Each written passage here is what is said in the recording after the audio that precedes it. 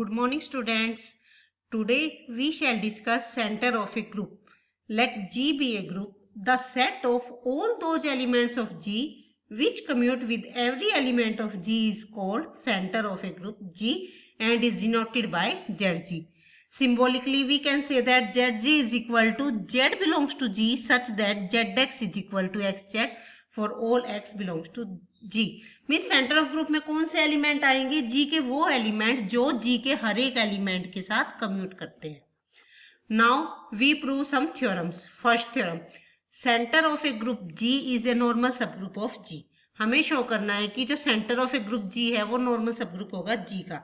उसके लिए पहले हम शो करते हैं कि जो centre of ji Z G है वो सब ग्रुप है जी का. उसके बाद हम जेड जी को क्या दिखाएंगे? Normal subgroup. Let Z G be centre of group G. Then identity belongs to ZG, therefore ZG is non-empty. First we show that ZG is subgroup. For this let AB belongs to ZG. Then we shall show that AB inverse belongs to ZG. क्योंकि subgroup दिखाने के लिए हमें क्या करना होता है? दो एलिमेंट लेके चलने हैं AB, तो हमें दिखाना होता है AB inverse belongs to this one.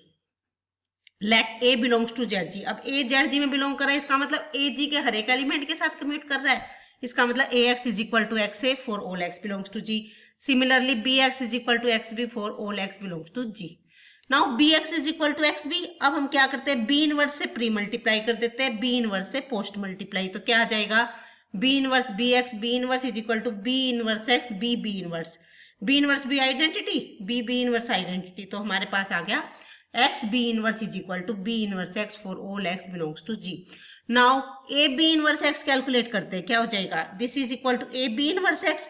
अब बी इनवर्स एक्स किसके इक्वल है? एक्स बी इनवर्स के. तो हम लिख सकते हैं ए X B inverse which is equal to x A B inverse. क्यों? क्योंकि A X is equal to x A. अब A B inverse X is equal to x A B inverse आ गया. इसका मतलब ए बी इनवर्स किसको belong कर गया? जेड जी को. इसका मतलब जेड जी क्या हो गया हमारे पास? जी का सब ग्रुप. अब हम शो करेंगे कि जेड जी जी का नॉर्मल सब ग्रुप है. उसके लिए let n belongs to Z G and x belongs to G. Then we have to show that x and x inverse belongs to ZG. For this x and x inverse क्या हो जाएगा? इसको हम लिख सकते हैं nx x inverse. क्यों? क्योंकि n ZG को बिलोंग कर रहा हो और ZG में जो भी एलिमेंट है वो G के हर एक एलिमेंट के साथ कम्यूट करेंगे. तो x के साथ भी कम्यूट करेगा तो xn इज इक्वल टू क्या हो जाएगा? nx. अब x इंटू एक्स इनवर्स क्या हो गया? आइडेंटिटी. तो ये क्या बन गया? n. और n किसका एलिमेंट है? ZG का.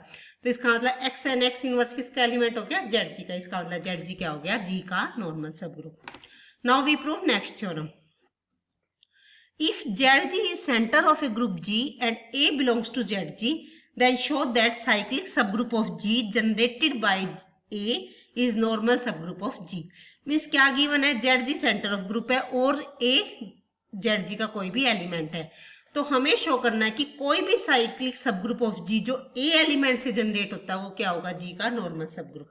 For this let A belongs to Z G and H be the subgroup of G generated by A. Then we have to show that H is normal subgroup of G. उसके लिए क्या करेंगे? एक H का element ले लेंगे और एक जी का. एच का एलिमेंट ले लिया और एक्स हमने ले लिया जी का. अब हमें दिखाना है एक्स एच एक्स इनवर्स किसको बिलोंग करता है? एच को.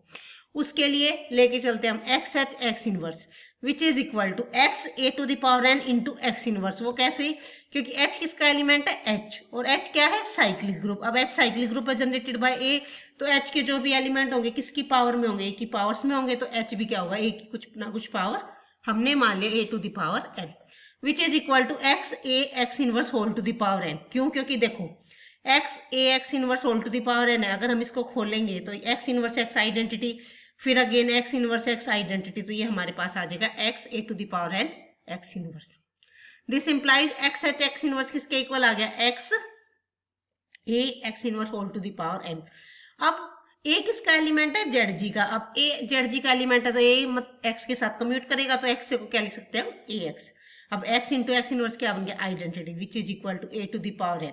अब a to the power n किसके इक्वल है? एच के. और एच किसका एलिमेंट है? एच का. तो इसका मतलब एक्स एच एक्स इनवर्स किसका एलिमेंट आ गया? एच का. इसका मतलब एच क्या हो गया हमारे पास? जी का नॉर्मल सब ग्रुप. यही हमें शो करना था. Now next theorem. Let f belongs to let f be a mapping from G to G such that f of a is equal to a to the power n. be an automorphism, then show that a to the power n minus 1 belongs to Zg for all a belongs to G. Means क्या given हमें, f एक automorphism given है defined by f of a equal to a to the power n. तो हमें show करना है a to the power n minus 1 किसको belong करेगा, सेंटर ऑफ ग्रुप को. इसके लिए let us consider f of a to the power minus n into x a to the power n. क्या हो जाएगा ये by definition, f of a क्या है, a to the power n. तो f ऑफ दिस क्या हो जाएगा, इसकी पावर हमारे पास n. अब इसकी पावर n, इसका मतलब इसको हम n टाइम्स लिखेंगे, तो लिख लो a to the power minus n x a to the power n, a की minus n x a to the power n, a की minus n x a to the power n एंड on ऑन n times, which is equal to, अब ये हो गया a की power minus n x, ये क्या बन गया आइडेंटिटी, अगेन आइडेंटिटी, ये हमारे ऐसे बनते चले जाएंगे, लास्ट में हमारे पास बचेगा a to the power n, which is equal to a to the power minus n x to the power n into a to the power n. अब a माइनस n को हम लिख सकते हैं a to the power n की power minus 1 x to the n a to the power n, which is equal to f of a का inverse f of x f of a, which is equal to, अगर f homomorphism है तो f of a inverse इसके equal होता है f of a inverse f of x f of a, which is equal to f of a inverse x है, क्योंकि f homomorphism है तो ये होमोमॉर्फिज्म की कंडीशन से कंबाइन हो गया. दिस इम्प्लाइज, अब हम क्या लेके चले थे, f of a to the power minus n x a to the power n, वो किसके इक्वल आ गया, f of a inverse x से. इसका मतलब क्या हो गया, अब f हमारे पास 1 1 है, अब f हमारे पास 1 1 है, अगर इमेजेस सेम है तो इसका मतलब एलिमेंट भी सेम होंगे, इसका मतलब a to the power minus n into x into a to the power n is equal to a inverse x है. अब हम क्या करेंगे, दोनों तरफ मल्टीप्लाई, प्री मल्टीप्लाई कर देंगे a to the power n से और पोस्ट मल्टीप्लाई कर देंगे a इनवर्स से, तो हमारा ये कैंसिल हो गया, क्या आ जाएगा, x a to the power an minus 1 is equal to a to the power n minus 1 into x. इसका मतलब a to the power n minus 1 किसके साथ, x के साथ कम्यूट कर रहा है, और x कोई भी आर्बिट्रेरी एलिमेंट था, इसका मतलब a to the power n minus 1 g के हर एक एलिमेंट के साथ कम्यूट कर रहा है, इसका मतलब a to the power n minus 1 किसको बिलोंग कर रहा है, zg को. Now we prove next theorem. If Zg be a center of group G and G mod Zg is cyclic, then G is abelian.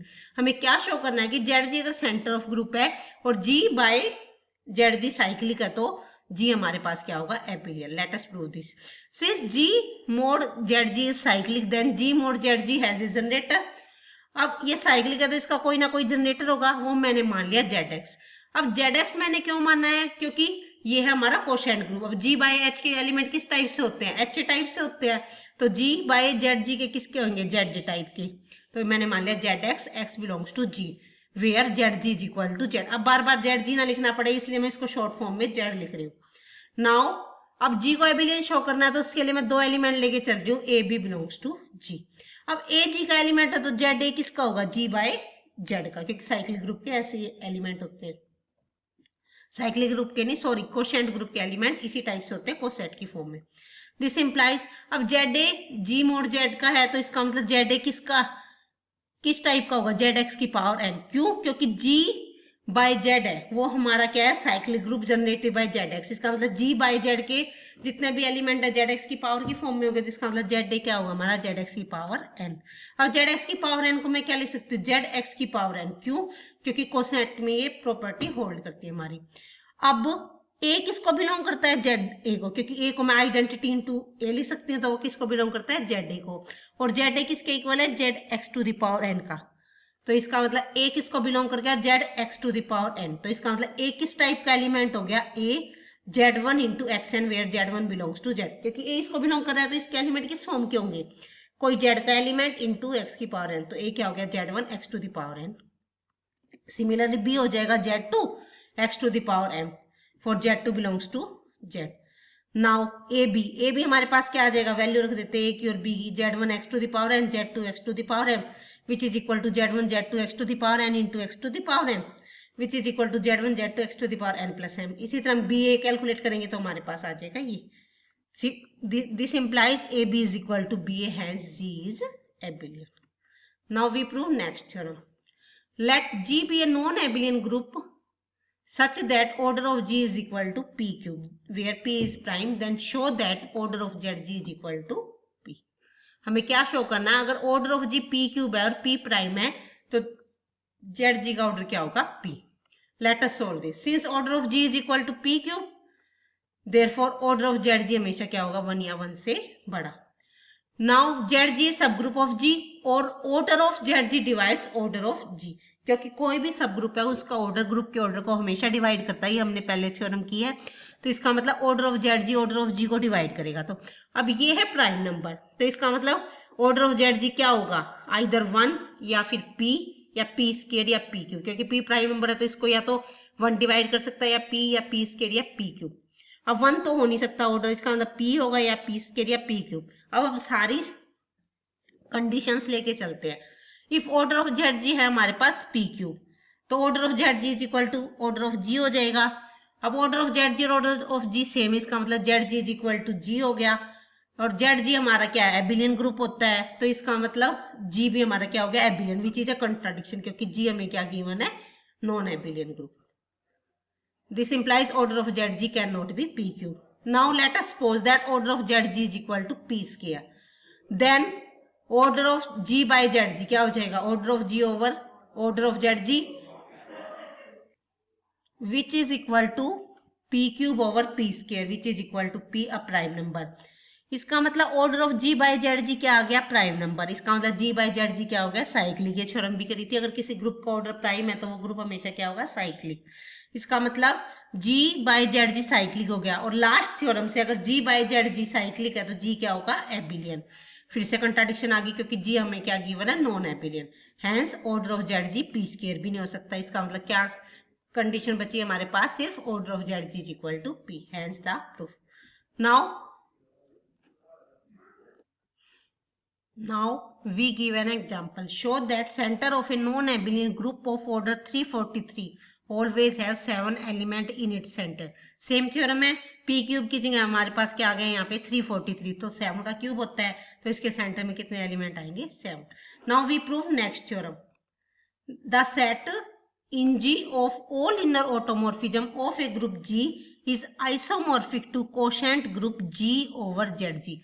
हमें क्या show करना है कि इन G है, set of all inner automorphism is isomorphic to G by ZG. For this,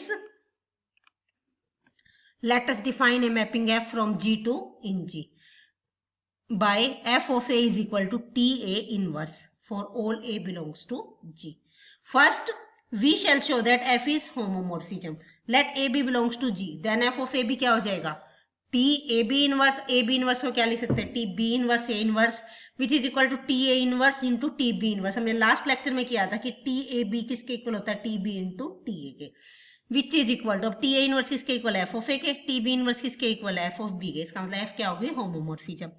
now we prove F is onto, let TA belongs to Inn G. तो हमें TA की क्या मिलनी चाहिए, कोई प्री इमेज मिलनी चाहिए. Let us check. Let since TA belongs to Inn G, तो A किसका एलिमेंट हो गया, G का. अब A G का है तो A इनवर्स भी G में बिलोंग करेगा, क्योंकि G ग्रुप है.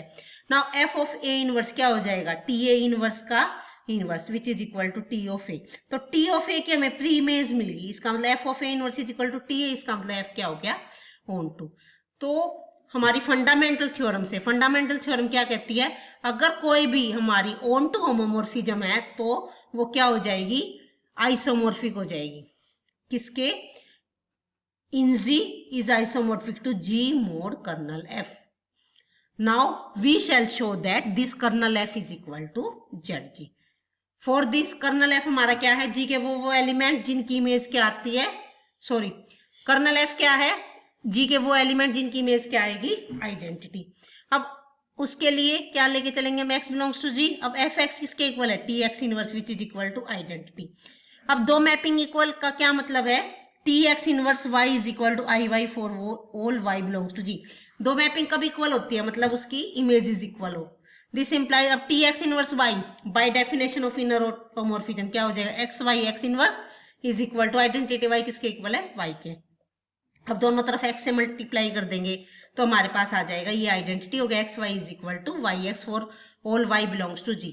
इसका मतलब कर्नल F किसके इक्वल आ गया, ZG के, क्योंकि ZG में यही एलिमेंट होते हैं ना जो G के हर एक एलिमेंट के साथ कमिट करते हैं. तो कर्नल F किसके इक्वल आ गया, ZG के. Thus inner automorphism is isomorphic to G mod ZG. Hence the theorem. Thank you.